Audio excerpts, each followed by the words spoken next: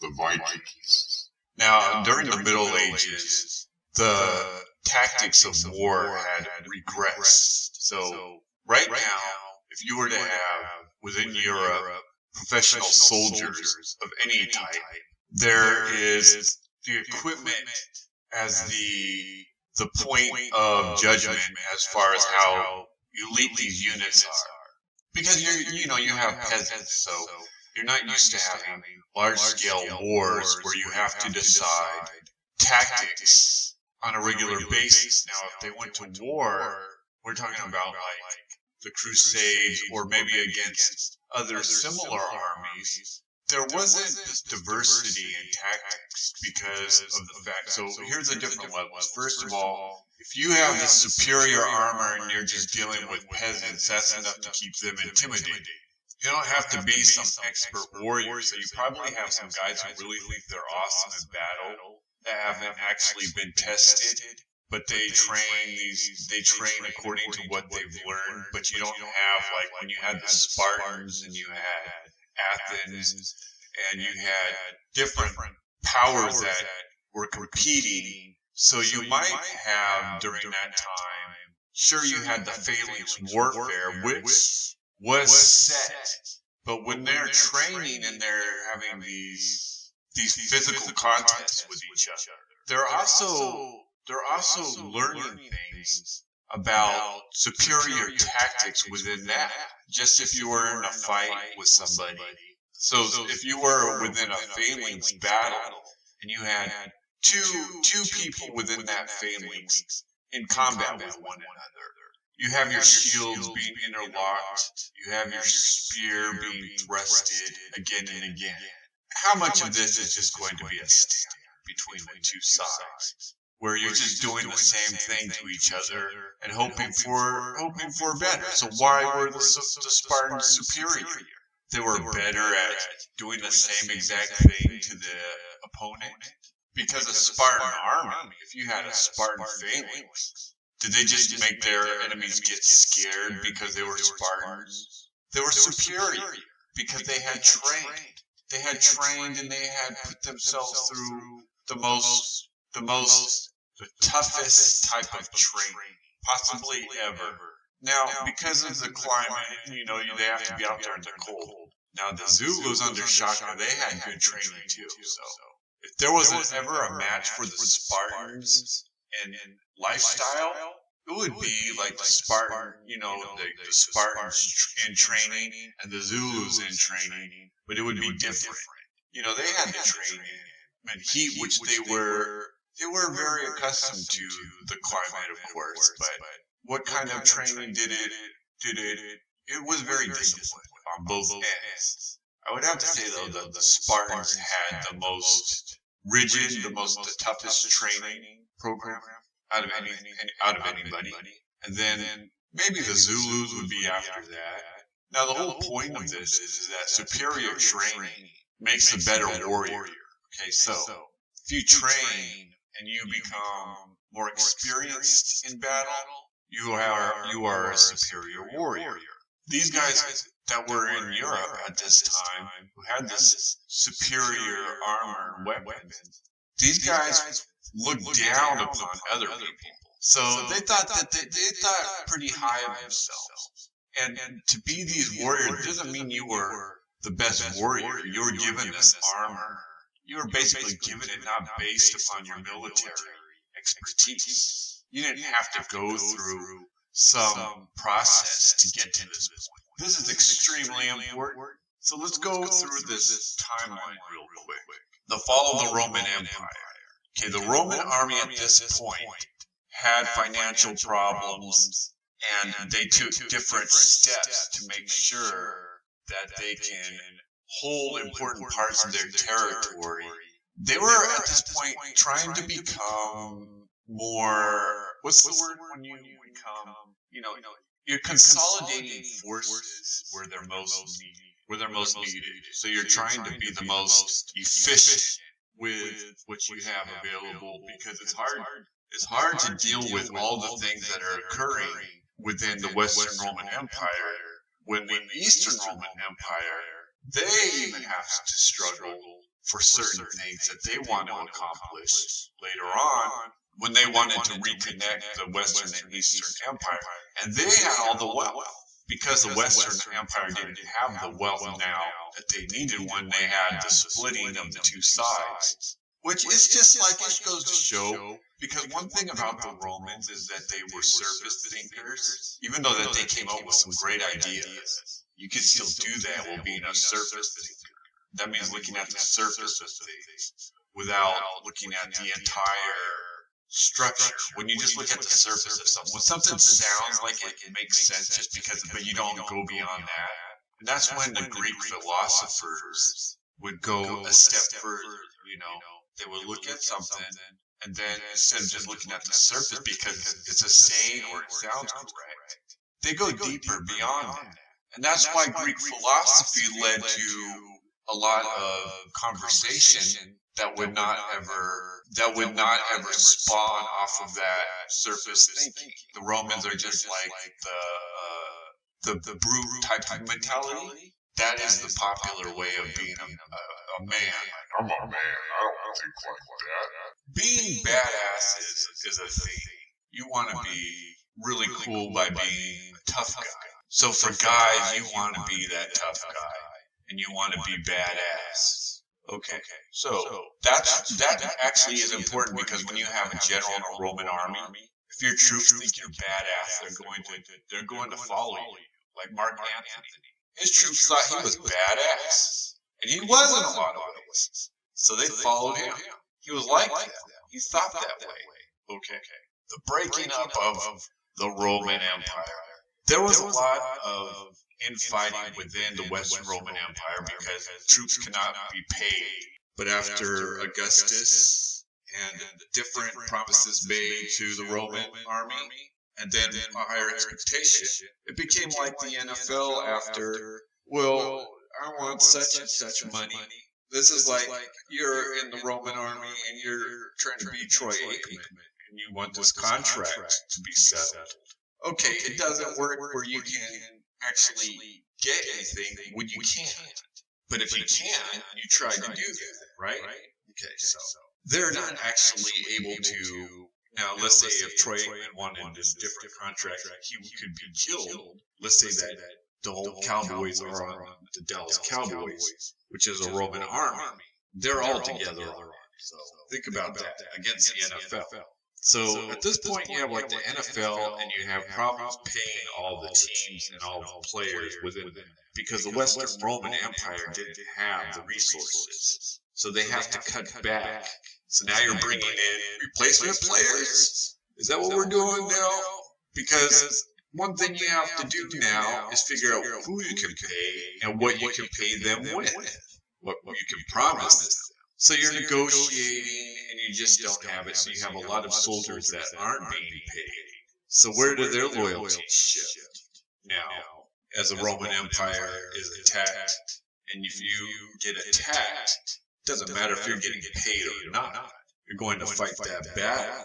The Roman Empire had to make changes that weakened them. They had to weaken their military arm, and as time went on, they were just barely holding together the length of their territory. It's like, okay, if I put this army there, your army is growing smaller, your resources to that army are growing smaller, and you're having to become more efficient.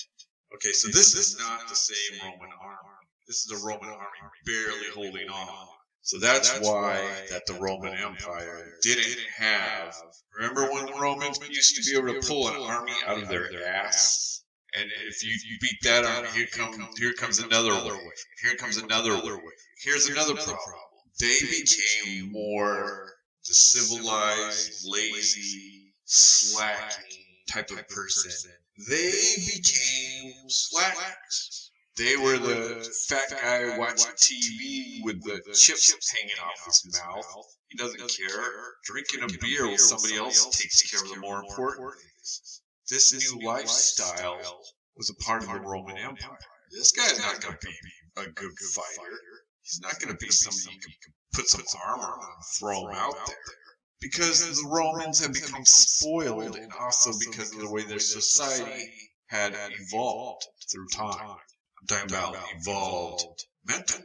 Just, the way that culture follows different patterns, which can easily be changed by what is popular. And so now what you have is a much weaker Western Roman Empire.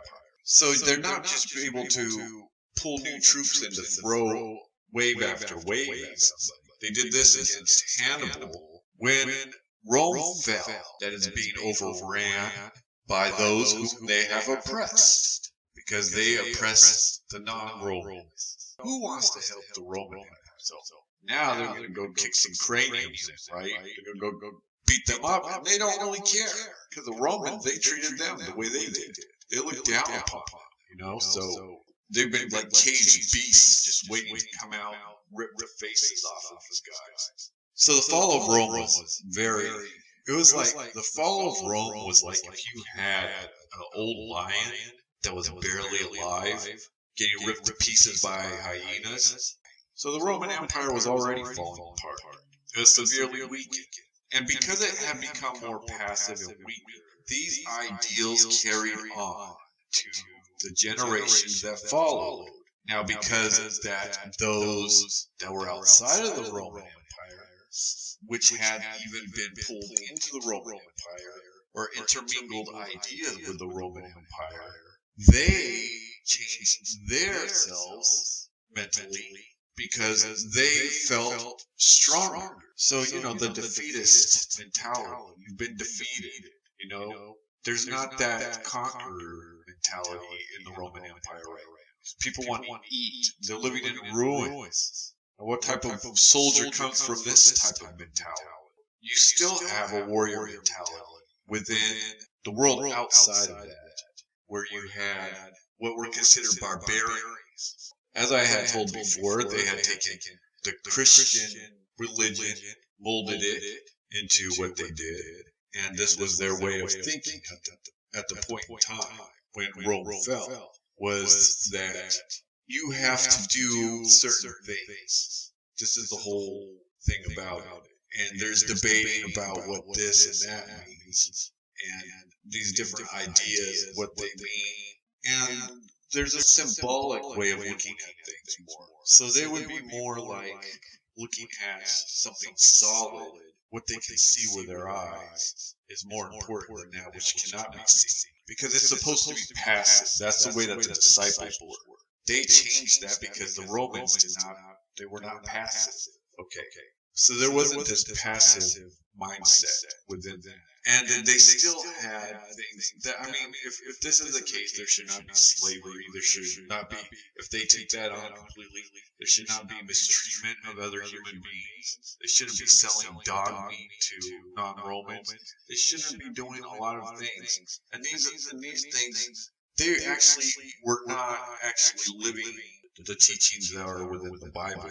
They were still that warrior civilization. The land's being covered with different types of people who are carrying on what is left. Okay, so right now, let's say that you have a semblance of the Roman Empire remaining within areas that were conquered by Rome. So this carries on within that.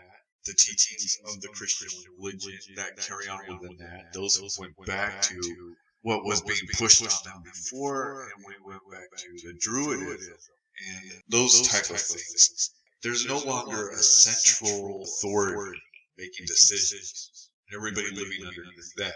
Instead, you have a return to small sectors making decisions for themselves, living as villages. And the stories that happened before just are unimportant in the large scheme of things. They start to disappear. So you're not this part of this great empire which fills you with a sense of pride. Actually, the barbarians were holding on more to the Roman lifestyle. They were holding on more to that way of thinking, and they were more Romanized than those that used to be part of the Roman Empire that had the defeatist mentality. These were not organized. So basically, it's a forced pacification. Now they have to survive. And without any shared goals within these communities, you basically have isolation of families being isolated. They're no longer part of a common empire. Something occurs that is out of the ordinary. You got these people living like this, and all of a sudden you see this grand army. So when this Roman army comes in, starts kicking ass every which way that you can think of. Imagine seeing that when they haven't actually lived in the Roman Empire. But here come these soldiers, the Roman Empire in their glory, because they look really awesome. They got their giant shields, they got their fancy armor, and they look badass. These people live in these wherever they can live, and they barely surviving. Then you have the bullies with it. So when people wanted to come together because we decided we run the place, because you have the bullies, they are nothing compared to these Romans. We're gonna rip their faces off. Get out of here. Any barbarians that were in their way, because they weren't ready for this shit. Here they come kicking everybody's ass. Get the fuck out of here. This is us. So they worked their way back to the lower Italian peninsula, all the way south. They were taking back what used to be part of the West Roman Empire, and it wasn't too difficult. Nobody that was over there was ready for this. It was costing a lot of money, of course, but they were kicking some serious ass with this Roman army that was sent to recapture the Western Roman Empire out of nowhere. And people were in awe of this thing. This thing exists? Because over there, that's not what they were seeing. So the Romanized mentality would return to that area, seeing that, as well as the stories. But when problems arose due to financial problems, they had to be pulled back, and you don't have Roman garrison. So once they're gone, it's like this time passes and that gets forgotten and lost again. So now you have a return to that. And what happens when you have anarchy? You have bullies who are taking power wherever they can. They may not be that tough of bullies because they're still part of this same mentality that survives within those areas. So where do you have warrior societies? You still have those in what was considered barbarian to be part of a Celtic tribe at this point. Is really what you have is Romanized peoples, because they had learned from the Romans, and so they just kept on with whatever that was. So you just had a bunch of villages, and you didn't have a threat, which was the thing that this is what had actually brought these tribes together, was the threat of the Roman Empire, which formed them into a coalition where you can give them some type of, which the Romans did, to give them some type of a title. Instead, you just have a return to these villages with whatever semblance of what occurred before. And some small kingdoms, some small civilization in certain areas. You have a regression into villages and isolation, and you have whatever is carried on from what occurred before through story and through oral traditions. So now what you have in Scandinavia, these are basically the same as the Germanic tribes, the way that they operate. The tough guy within that, the badass guy, is always looked at as ideal for a man. So if you were like this wimpy little kid, they'll just mistreat you and try to turn you into something that's useful, because that was looked down upon, to be some passive guy. They were just trying to be as tough as you could possibly be. And also, the way that they looked at things. Say that you lived in Scandinavia. There was a chicken, a live chicken, picked it up and bit its head off. They would think you were cool, they would think you were awesome for doing that. And they would laugh and think it was awesome. If you punched a dog in the face, they would think that that was either good or bad religiously. That would be the only thing that puts any type of limitation is within their religious process. If you cross the line on that, so their religious process, which involved different deities, which had human traits, a lot like the Roman and Greek religions before the Romans adopted Christianity, when they had multiple deities, but of course the Romans, they changed the names and kept them the same with traits that were humanistic. When they had their polytheistic situations, that they had stories that went along with these different individuals who had power beyond Earth, and what levels of power that they actually had within that. So these are like extra humans that are not on their physical plane. And then they believe that when they die, you end up in like a beer hall with all your buddies. Because their way of thinking was pretty narrow. No philosophy here. They're not going to do that. Because, I mean, realistically, yeah, that's what this point of this thing, this life. You die in battle and you're in this beer hall with all your buddies up there. So that's they actually believe that. And what I'm thinking is because, you know, there's a level of common sense and things of that nature. Well, why not? The process of life. And then it ends there in the beer hall with all of your pals talking about your glorious war deeds. So for them, then war would be a huge part of life. So that pushes this. One thing you have to be careful with is when people say religion being used to control people, because there's certain aspects of that. Okay, first of all, you might see advantages in that, but you have to be a manipulator. And this did happen during history, of course. This has to be a manipulator who was also popular to push these ideas, who has enough power to push these ideas, and it serves its purpose. But once he's out of the way, and you just have the religion by itself, and it's going off. Okay, now it's not being used to control people, it's because it's there. And nobody has actually changed it, it's just there around. If you take the religion seriously or not. Because if you take it seriously, you're not using it for any purpose, it's because you take the religion seriously in itself. And you can't say that it was just one way or the other. People are different, and the way that they take things are different. With the Vikings, they strongly believed this thing because they didn't look beyond it. Because that was just not part of their mental makeup. To go and be some wuss trying to figure this stuff out. It's more like, this is annoying. You got a beer, he's bashing a beer can. They didn't have beer cans, but I'm just saying this is the type of guy who bashes a beer can, laughs about it, and tells you, That's annoying. I don't want to hear that shit. Shut up. Who cares? Instead, they wanted to sound cool when they would tell the stories. People wanted to sound cool back then. Okay, there wasn't.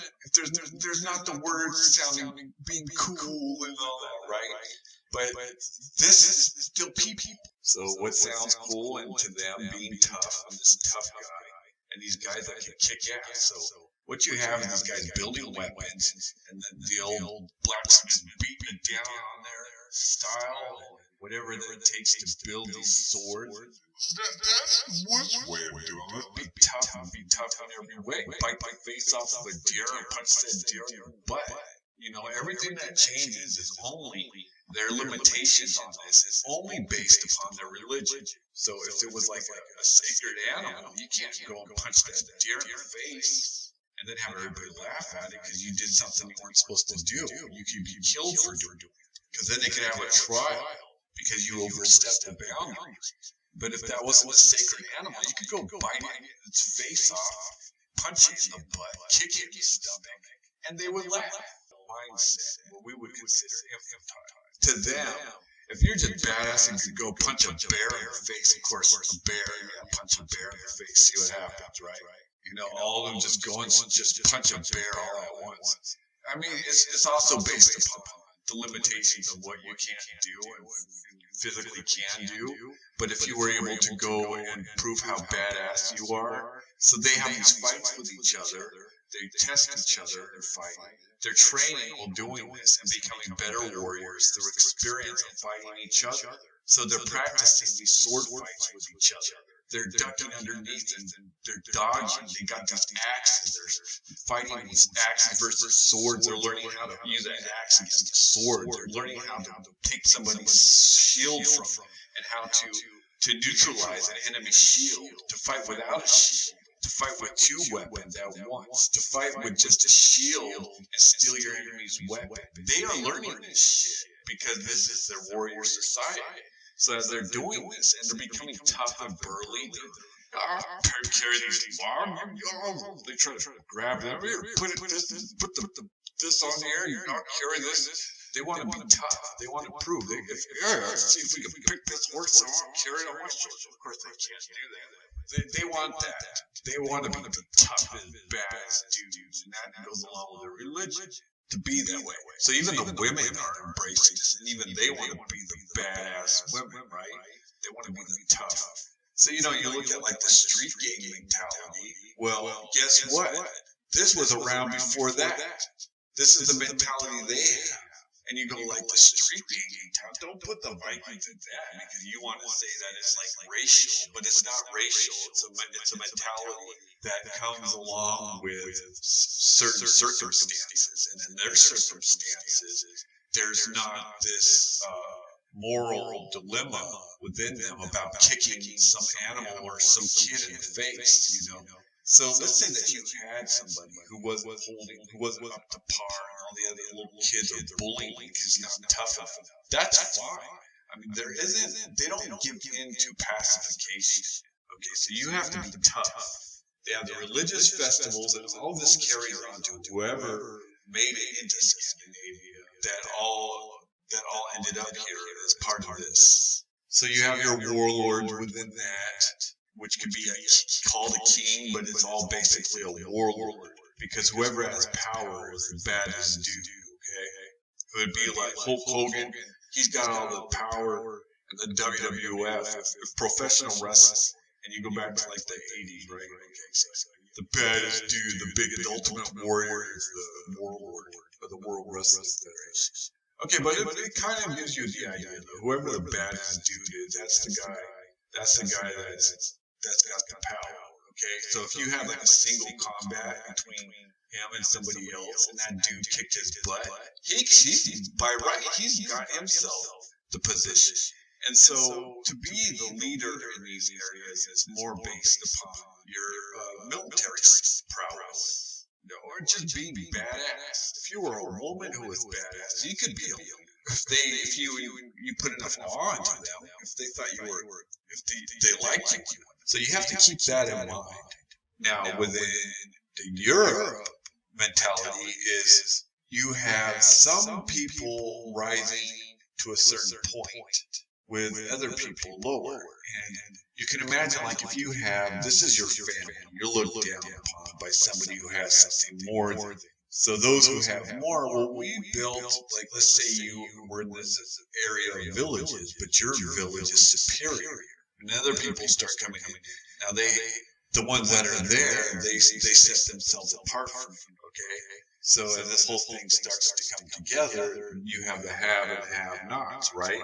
Somebody who owns something is the people who own something more spectacular, and they place themselves above as their family line continues. There's privileges given. So as they get superior weapons and armor, they go to those people, not who was the better warrior. So you have a division now. Just like when you have racial divisions, now you have a division in classes that's occurring. These classes are based upon who was able to control a more sophisticated way of life, and then people who just had to cling to that, that were in somebody else's area, and you have bullies, who controlled this.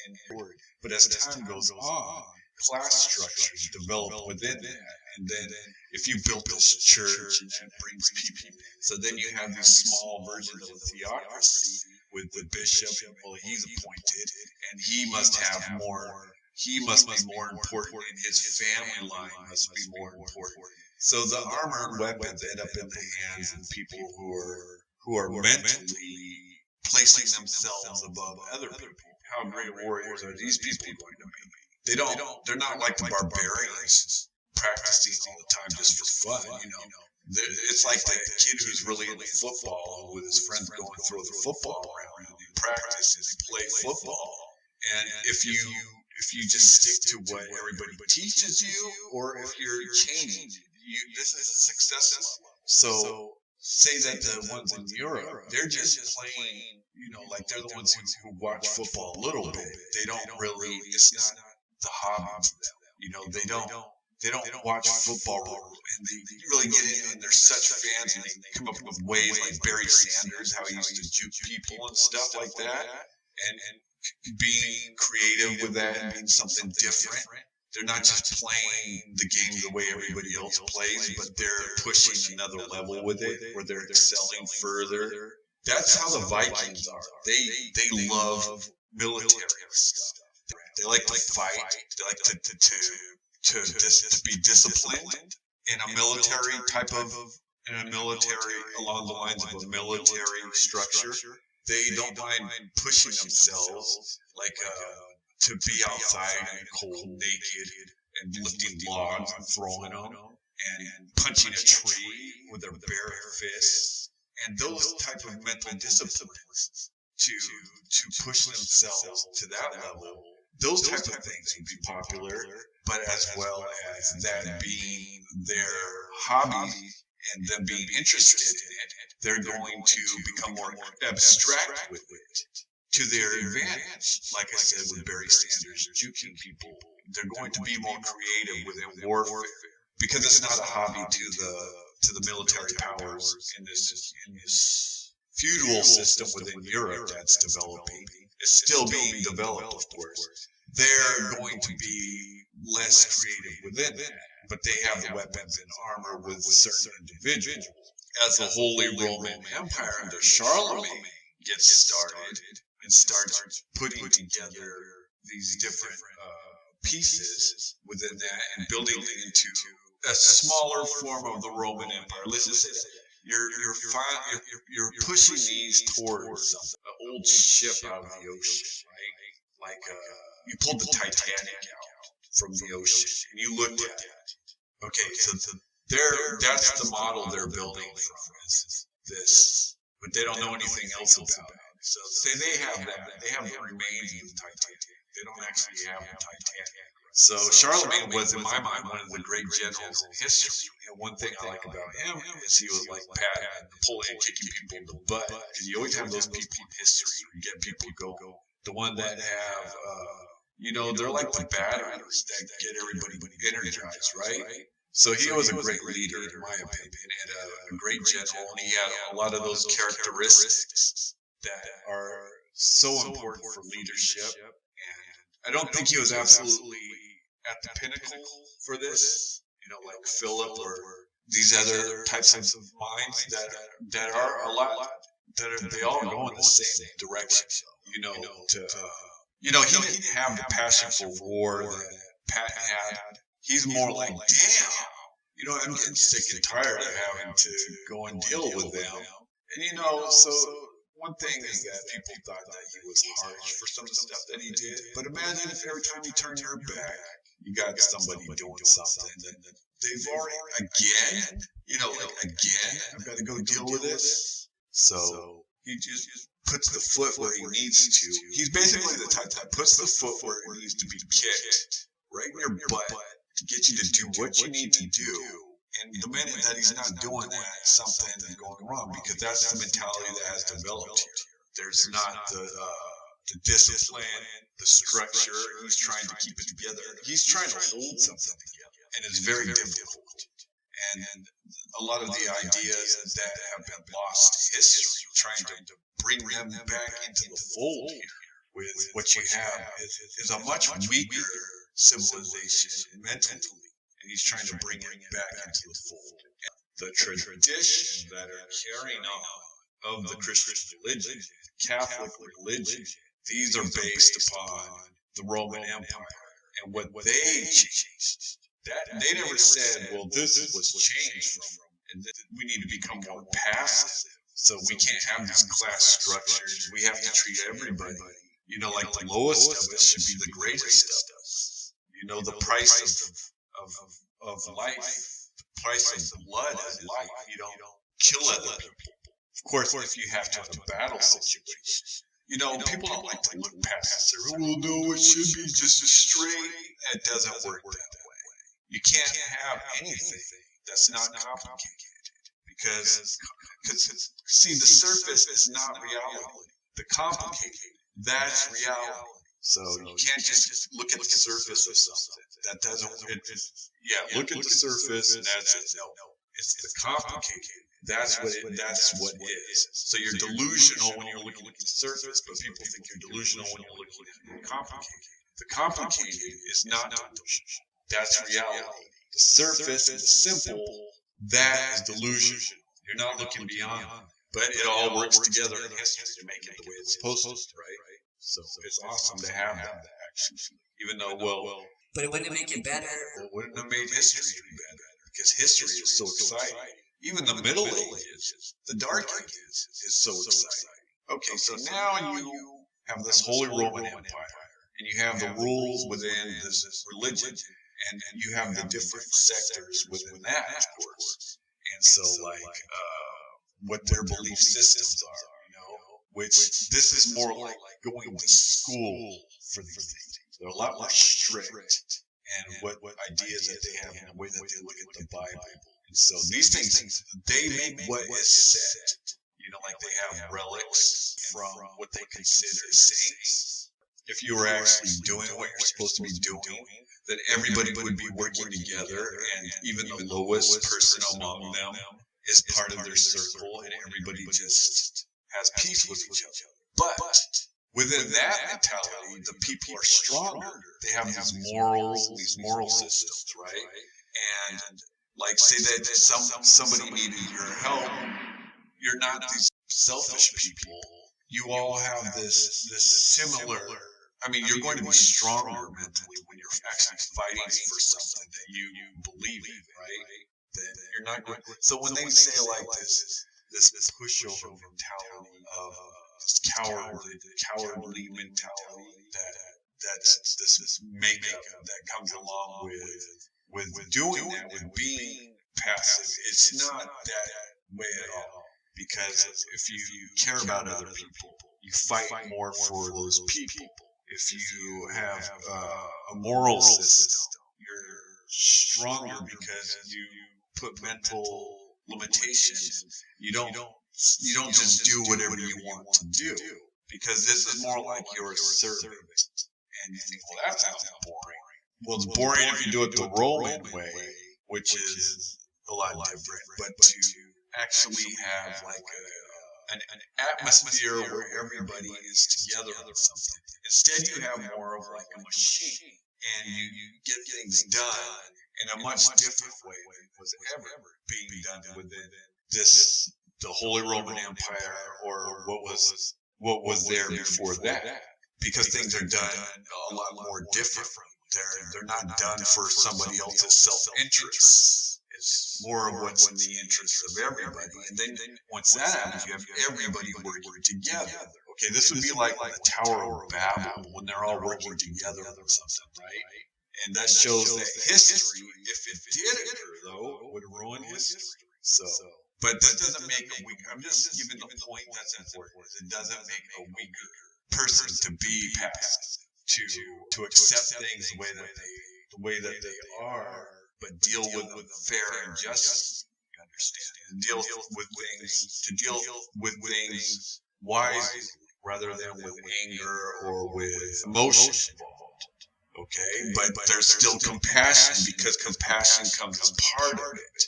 But let's just say that this was not actually what they were doing. Instead, they had more like school.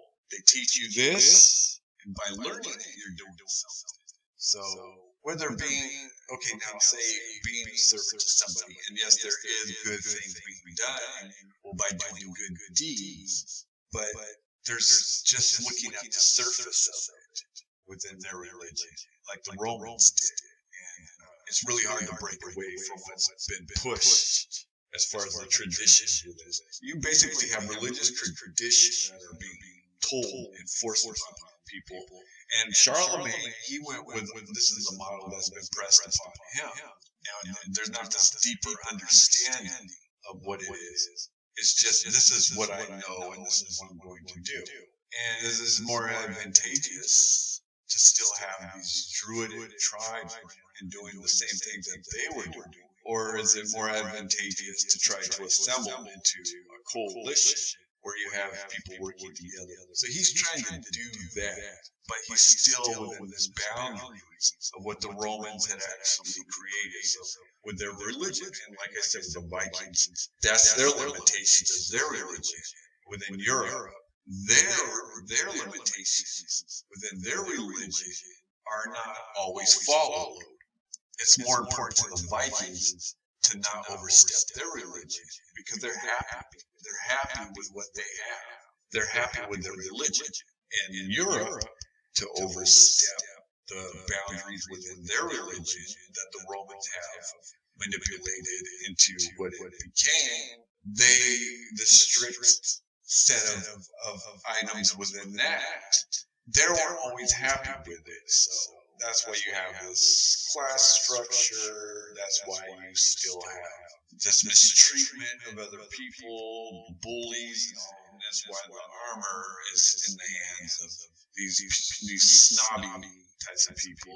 And some of these people were probably really good guys and weren't snobs, but they just ended up there. But because of this class structure that has occurred, instead of having everybody all together, where you all work together as a team, right? You have different teams. So these guys who have armor, weapons, they're not these type of warriors that are so innovative or excel at warfare per person. So Charlemagne, when he won battles and he moved these people in the direction that he moved them, he had to really be on top of things. And they won every battle, but they weren't competing against the Vikings at this point, or anybody who had a superior battle process. Now, Charlemagne, what he had to rely upon was tactical warfare, where the general is the guy who's his decisions. These are making the difference, the difference in the outcome. And what he liked to do was he liked to attack from different sides, two different sets of his army, and this was working. Okay. Now, at the end of his reign, the Vikings, they strike out. Now, let's get first to the monks, okay? Because the monks, they were taught these things within the order of this Romanized religion, okay? So basically what you have is like school children who are taught these things. So it's like school. And by learning more of this, and by your level of learning, was looked upon warfare, somebody who could read and these types of things. Okay, so the monks a lot of time had a lot of literature, okay, but they would only keep what was allowed based upon their religious process, which was a lot like school. Okay, this is a lot like school. So the Vikings find a way to navigate over the ocean, over this very unpredictable and very hostile North Sea. I mean, this thing will kick your ass in any given moment. The ocean, your ship can be smashed around. These ships, they were able to sustain themselves along this, through this unpredictable course. Their ships were built for everything that they could think of. These ships were built for. Okay, they were ideal for these things. So, you know, like bad weather conditions, anything that can be thought of. Now, they had the navigational processes based upon using the sun and also seeing the sun if there was clouds. They used this stone, what do they call it, sunstone, where you can see the sun through the clouds. And then they used that with a dial where they were able to see their location based upon whether their location was deviating from their course based upon the location of the sun. So they were able to look at this using the sun shining into this. They were able to see if their course was diverting in any certain way. What they needed to do to get back on course. But they didn't know if there was land over there or what. Because this is like mythology. So when they finally get to this place, and there's this school, basically, probably there was like a mythological fear based upon maybe they weren't supposed to go over the sea like they did, or maybe that there might be something like demons here, non-human creatures that they were going to see. Okay, so then they see these guys, the monks, and they attack. And they attack the monastery, and they're just kicking their asses. And again, these guys are like the wimpiest people we've ever seen in our lives. You know, they didn't just go in there and kill people, like give them a good clean death. You know, they rip their faces off. Yeah, look at him, he bites his face off. That's all funny to them. Rip his ear off. So they died horrible deaths. Cut their arm off. And these guys in there were scared to death. Because they didn't expect this to happen. Even if they thought about, well, these guys are coming in. The way that they got killed, they didn't expect it to be like, I mean, this is terrible.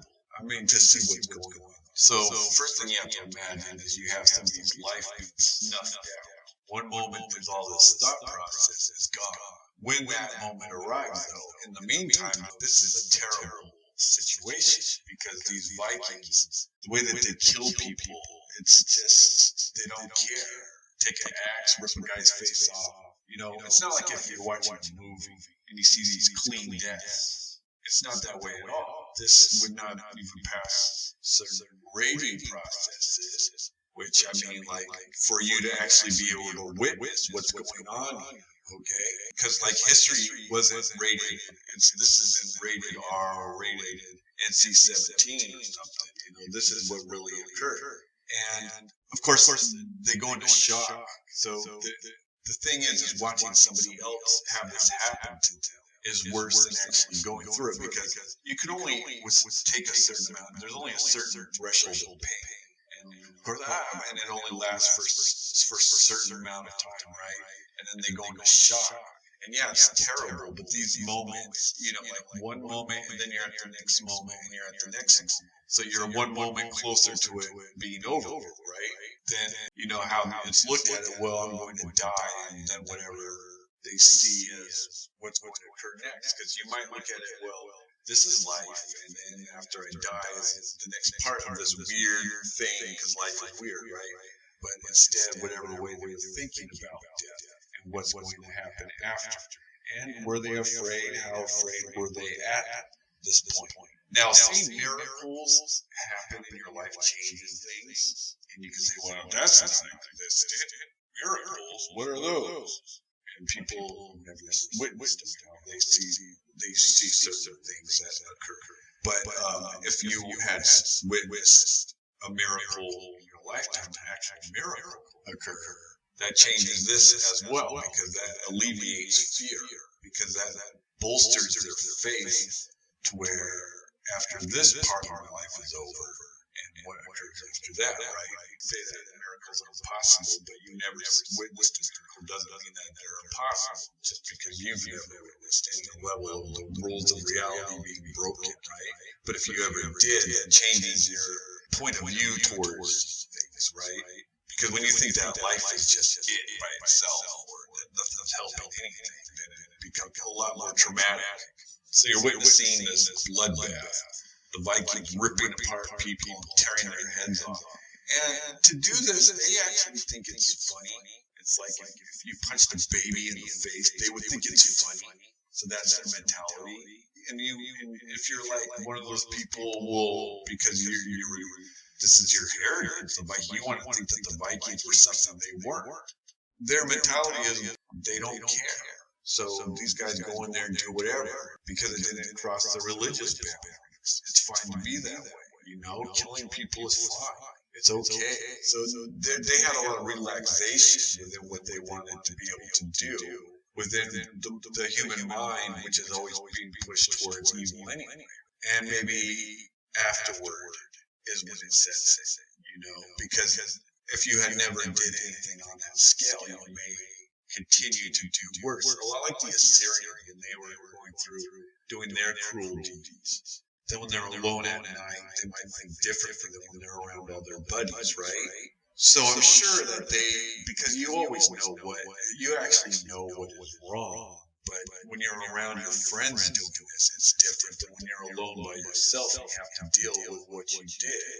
Because even though that you're pushed towards evil, there's still this conscience within everyone. So if it's a popular thing, you're able to subdue that, to subdue the conscience within you. But when you're alone and you're by yourself, and then you sleep it off, and the next day you're around your buddies and you drink, right? So you look at it differently at that point. So they get all this loot, they take it back, they drown a lot of the monks just for fun. They have them bound and throw them into and also because they just don't have the room for these slaves. So they end up having to throw them off there. They throw them and they just leave them in the ocean to drown. Well, they're bound. So they all drown. They don't give a fuck. They need room for their stuff so they can bring it back and show what they got.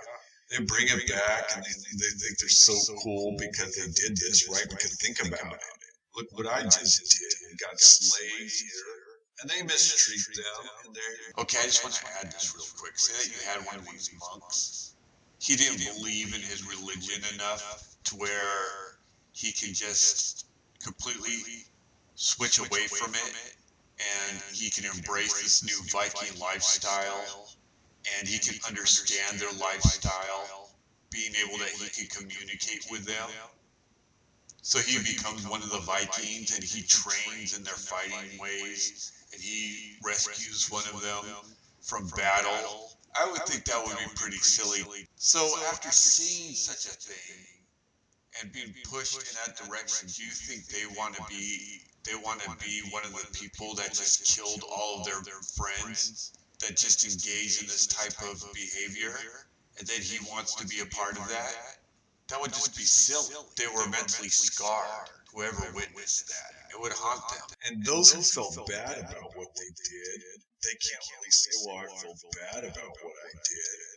And this mentality that they, throwing rocks at them and just mistreating the slaves any way they want until they're alone and they have to deal with the thought process now of maybe this person dealt with this and how they might look at it. I'm not going to philosophize amongst these other guys who have to live up to that mentality. It's like this street gang mentality, right? You don't want to be soft.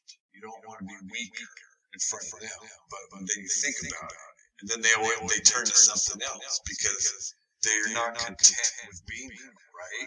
So the Vikings continue to do this, but as they do, they want something else, which has never been taught to them until they start to get this Christian teaching taught to them. In certain levels, you have first occurring, they're fighting now these soldiers who I described earlier. They just basically got better weapons and armor, but they suck in battle. And there's not really a cohesion either. They get in a fight, and these guys are basically jerks anyway. So, no, you just okay, forget it then, forget it. But at this point, when you're like that, you get your Adam's apple ripped out, right? You get your face chopped off, and it's a souvenir. And so the Vikings were a lot more, this is fun for them when they're in their blood. But the other guy, it's not fun for them. So the Vikings are chopping them up, and they're ripping them up, and they're doing all these fancy moves that these guys are right. They're practiced fighting guys in any type of situation, just with each other. It's fun for them. When somebody gets killed, it's not like a clean death, like I said. They're not trying to give these guys clean deaths. They're just chopping and ripping them apart, right? So then you got the religious people saying, well, I take this as a sign that, but the problem is that they're not able to dissect exactly who's doing wrong. Because, okay, well, maybe we need to stop having these different classes. You shouldn't be eating these feasts and then nobody else they're not good enough for it, and looking down on other people and mistreating people, right? Maybe we shouldn't be doing that and passing it off that it's okay. And so they're stubborn with this. But still, the teachings, they're still within that.